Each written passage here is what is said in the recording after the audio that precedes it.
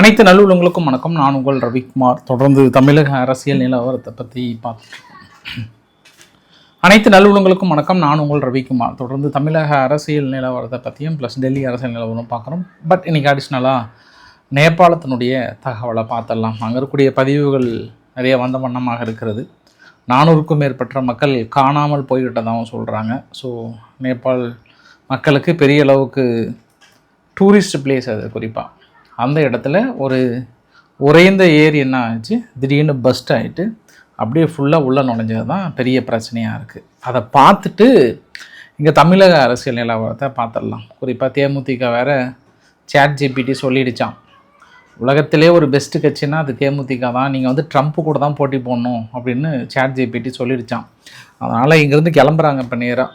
இது இப்போ mid term election நடக்குது இல்லையா அமெரிக்காவில், அதனால் அங்கே போய் போட்டி போடலாமா அப்படின்ட்டு இப்போ பிரேமலதா விஜயகாந்தும் அவங்க சன் விஜய் பிரபாகர்லாம் இருக்கிறாரில்ல, அவங்களாம் கிட்டத்தட்ட கிளம்புறதுக்கு தயாராக இருப்பாங்கன்னு நினைக்கிறேன்.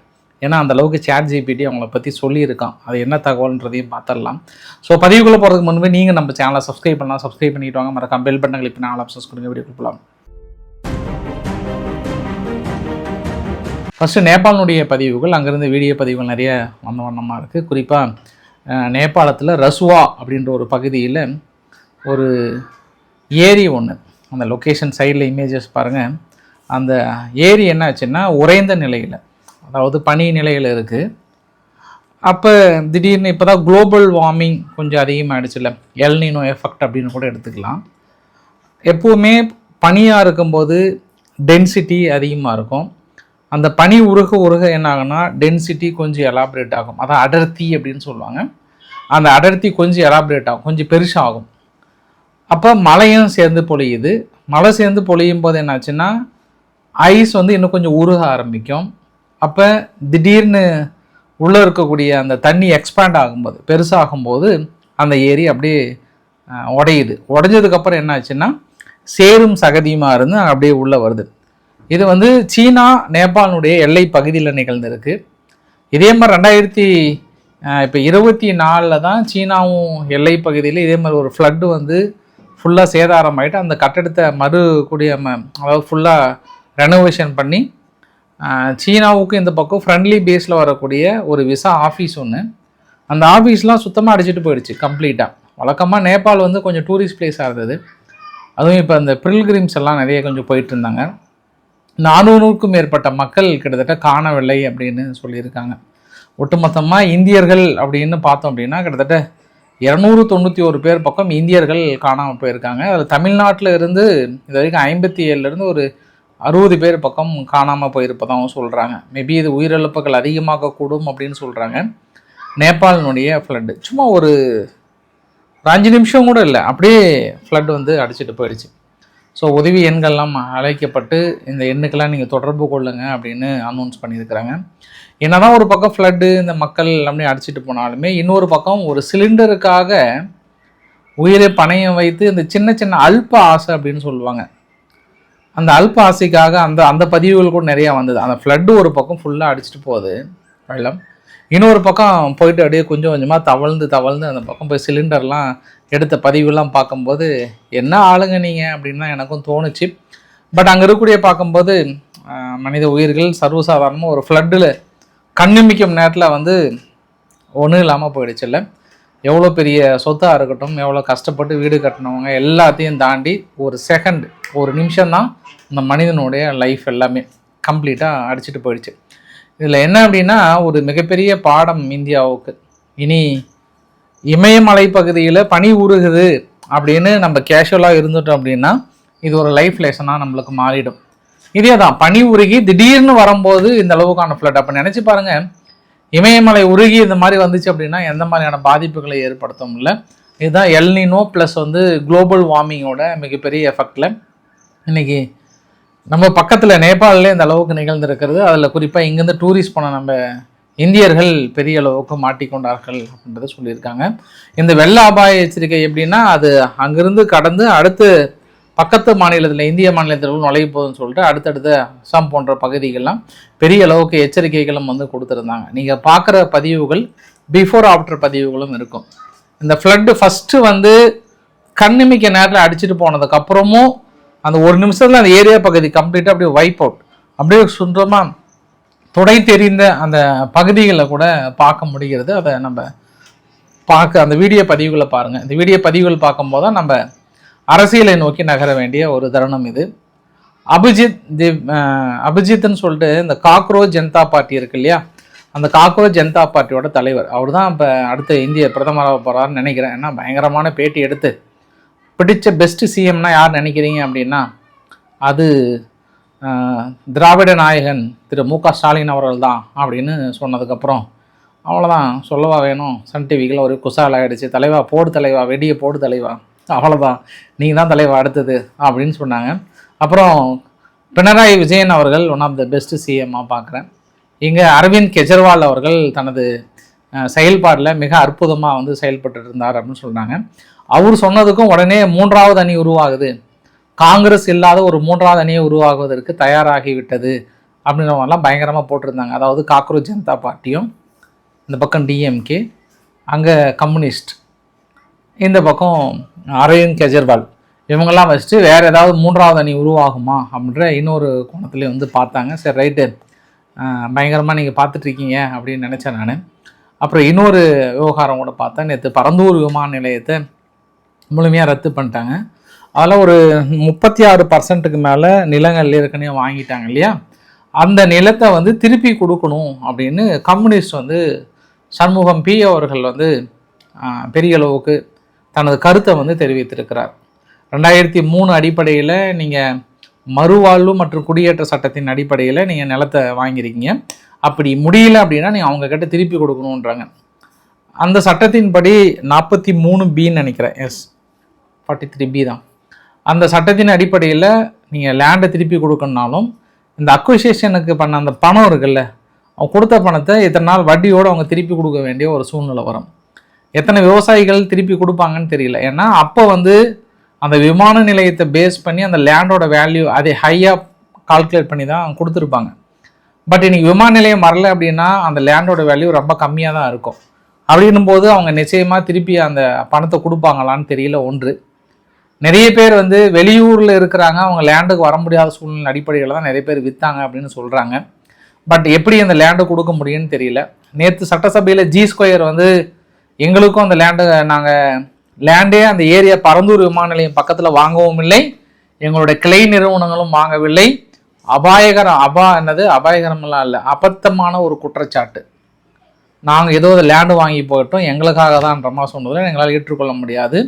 G2 நிறுவனம் என்பது இந்தியாவுடைய லார்ஜஸ்ட் ரியல் எஸ்டேட் டெவலப்மெண்ட். இங்கே வந்து தமிழ்நாடு மட்டும் கிடையாது, இது வரைக்கும் நாங்கள் இந்திய லெவலில் பண்ணுறோம். ஒரு ஃபால்ஸ் இன்ஃபர்மேஷன், தவறான ஒரு தகவல்களை சுட்டி காட்டாதீங்க, நாங்கள் அங்கே லேண்ட் எதுவுமே வாங்கவில்லை அப்படின்னு சொல்லியிருக்கிறாங்கன்ற ஒரு கூடுதல் தகவலாக சொல்ல முடியும். ஸோ இனி ஆளுங்கட்சி என்ன சொல்கிறாங்கன்றதை பார்த்துடலாம். அதே சமயத்தில் உதயநிதி அவர்கள் மீது தஞ்சாவூரில் பேசினது ஆபாசமான ஒரு குற்றச்சாட்டு தான், அவர்களுக்கு எதிராக நடவடிக்கை எடுக்கலான்னு தேசிய மகளிர் ஆணையம் வந்து ஒரு ஆதரவு கடிதம் மாதிரி கொடுத்துருக்காங்க. நிச்சயம் அவர் மீது நடவடிக்கை எடுக்கணும், மகளிருக்கு எதிராக பேசியதற்காக அப்படின்னு சொல்லியிருக்காங்க. இது அங்கே இருக்கக்கூடிய ஒட்டுமொத்த தகவல்கள்.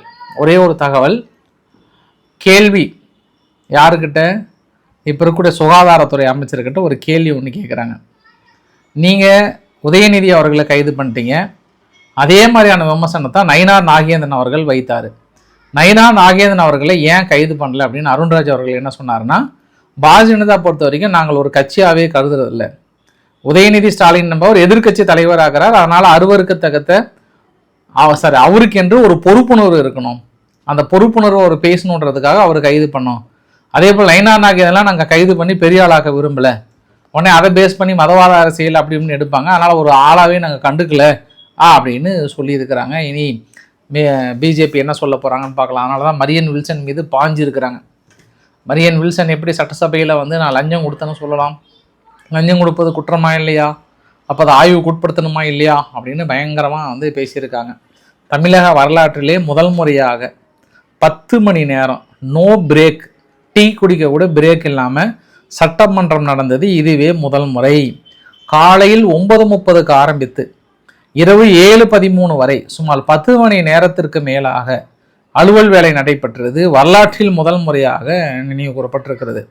அதில் இறுதியாக தொழில்துறை அமைச்சர் கீர்த்தனா அவர்கள் பல்வேறு விஷயங்கள், அதாவது ஒவ்வொரு டிஸ்ட்ரிக்ட்டுக்கும் எந்தெந்த டிஸ்ட்ரிக்ட்லாம் நாங்கள் வந்து தொழிலை கொண்டு வந்திருக்கோம், கிருஷ்ணகிரிக்கு எவ்வளோ கொண்டு வந்திருக்கோம், மற்ற டிஸ்ட்ரிக்ட் என்ன கொண்டு வந்திருக்கோம், நிறைய இது மாதிரி ஐடி பார்க்கெலாம் வந்து பேருக்கு மட்டும் செங்கலையோ இல்லை மற்றதையோ பூமி பூஜையோ போட்டுட்டு ஒன்றுமே தொடங்காத இருக்கக்கூடிய இடங்கள் இருக்குது. நிறைய இடத்துல வந்து நிலம் கையகப்படுத்தி அமைதியாக அப்படியே இருக்குது. ஆந்திராவுக்கு ஆந்திராவும் ஒரே சமயத்தில் போகும்போது ஆந்திராவை கேன்சல் பண்ணிட்டு நம்ம தான் வந்து தென்கொரியாவில் இருக்கக்கூடிய ஒரு நிறுவனம் வந்து இங்கே தான் வந்தாங்க அப்படின்ற நிறைய விஷயங்களை வந்து புள்ளி விவரத்தோடு நிறைய விஷயங்களை வந்து பேசினாங்க. அதுக்கப்புறம் இயற்கை வளத்துறை அமைச்சர் வந்து பேசினார். குறிப்பாக அவர் பேசும்போது தான் என்ன ஆச்சுன்னா, முழுமையாக மலைகள் காணவில்லை அப்படின்ற ஒரு குற்றச்சாட்டை பிரதானமாக வைக்கிறார். அதாவது 1998 தொடங்கி 2024 வரைக்கும் ராணிப்பேட்டை, பெரம்பலூர், மதுரை, தென்காசி போன்ற பகுதியில் மலைகளை சுத்தமாக இல்லை, சுத்தமாக தோண்டி எடுத்துட்டாங்க அப்படின்னு சொல்கிறாங்க. ஒன்று அதிமுக ஆட்சியில், மீதி திமுக ஆட்சியில் வந்து சுத்தமாக காணாமல் போயிடுச்சு அப்படின்னு கனிம வளத்துறை அமைச்சர் வந்து சொல்லியிருக்கிறார். இப்போ இந்த குற்றச்சாட்டெல்லாம் நார்மலாக யாருக்கு கோவம் வரும்? டிஎம்கேவுக்கு ஏடிஎம்கேவோ கோவம் வரும். ஆனால் இதுக்கு வந்து சாட்டை துரைமுருகன் அவர்களுக்கு கோபம் வந்துருச்சு. அது எப்படி நீங்கள் மழை காணாமல் போகலான்னு சொல்லலாம்? அதெல்லாம் எதுக்காக எடுத்திருப்பாங்க? ரோடு இன்றைக்கி எப்படி கட்டியிருக்காங்க, ஹாஸ்பிட்டல் எப்படி கட்டியிருக்காங்க, சிறைச்சாலையெல்லாம் கட்டியிருக்காங்களா இல்லையா? அதுக்கெல்லாம் ஜல்லி மணல்லாம் எங்கே போவீங்க நீங்கள்? அப்போ வளர்ச்சின்னு வரும்போது மலைகளை அழித்து தானே ஆகணும்.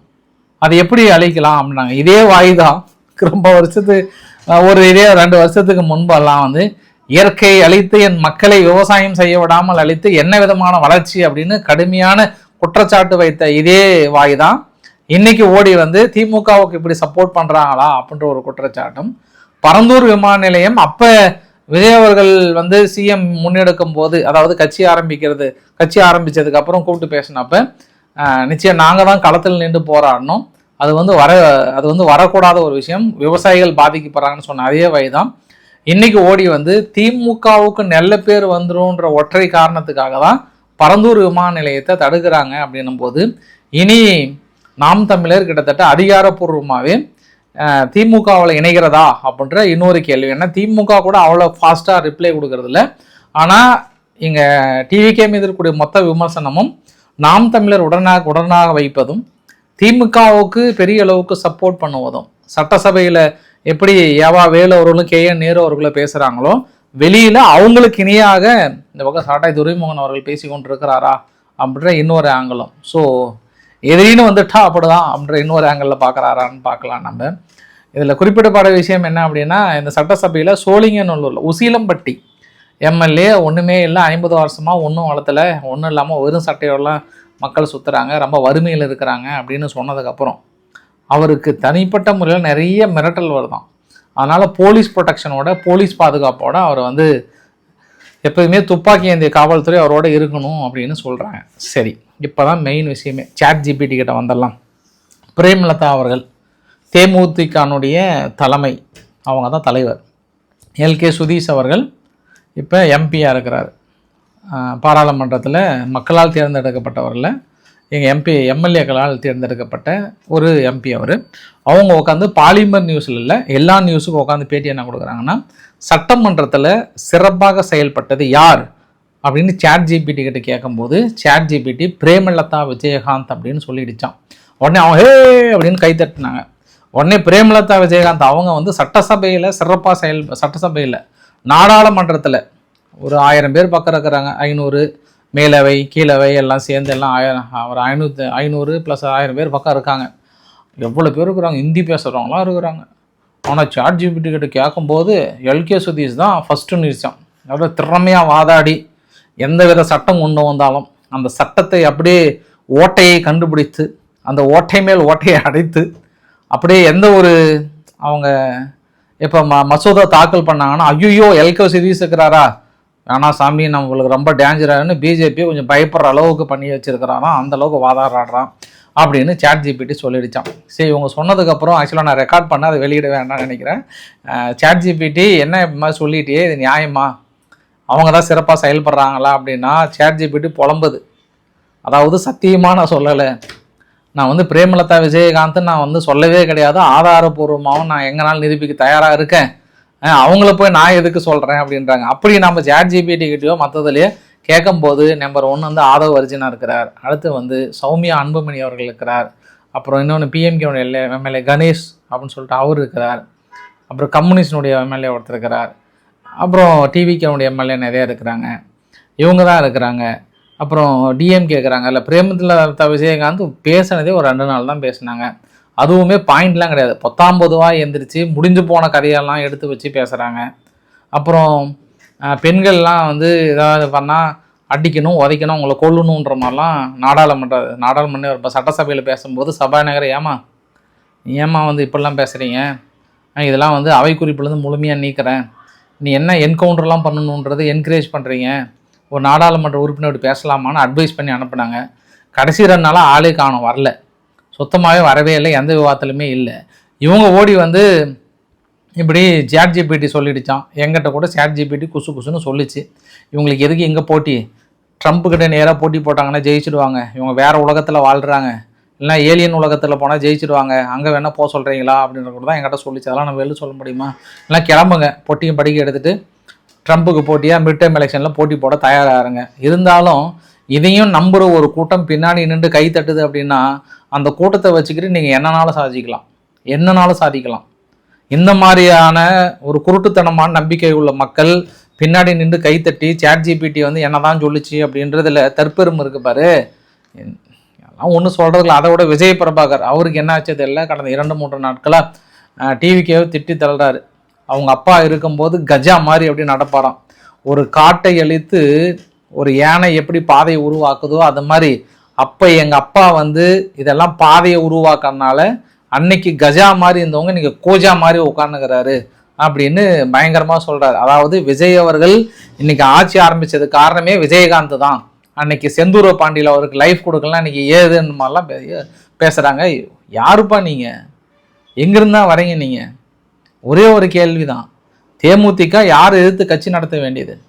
உங்கள் ஆஃபீஸில் இருந்து உங்களை ஒட்டுமொத்தமாக அவங்க அப்பாவை குடிக்காரன்னு சொல்லிட்டு அந்த அளவுக்கு கேவலமாக திட்டி உங்கள் கட்சியை உடைச்சி 2 கட்சிக்கிட்டே பேச்சுவார்த்தை நடத்துகிறாங்கன்னு சொல்லிட்டு துரைமுருகன் அவர்கள் வெளிப்படையான ஒரு குற்றச்சாட்டு ஒரு தேர்தலில் வந்து எங்ககிட்டையும் பேசுகிறாங்க அவங்ககிட்டையும் பேசுகிறாங்கன்னும் போது தேமுதிக வந்து மரண அடி அந்த இடத்துல வாஸ் அவுட் பண்ணி கடைசியில் அவங்ககிட்டே போயிட்டு நீங்கள் கையேந்தி 1 சீட்டுக்கு 2 சீட்டு நின்று ஜெயிச்சு நீங்கள் ஒரு எம்எல்ஏ வாங்கிட்டு எனக்கு ஏன் ஓட்டு போடல, நான் தான் அப்படியே எம்எல்ஏ இப்படி எம்எல்ஏ டிவிக்கே ஓட்டு போடலாமான்னு கேட்கறது உங்களுக்கு புரியல. நீங்கள் வந்து ஒரு தனி உலகத்தில் வாழ்ந்துட்டு இருக்கீங்க, உங்களை கைத்தட்டுறதுக்குன்னு ஒரு கூட்டம் இருக்குது, அந்த கூட்டத்தை வச்சுக்கிட்டு நீங்கள் வாழலாம், நீங்கள் மிக சிறப்பாக வாழலாம், ஒன்றும் பிரச்சனையே இல்லை. தேமுதிக அருமையாக இருக்கும்னு நினைக்கிறேன் நான்.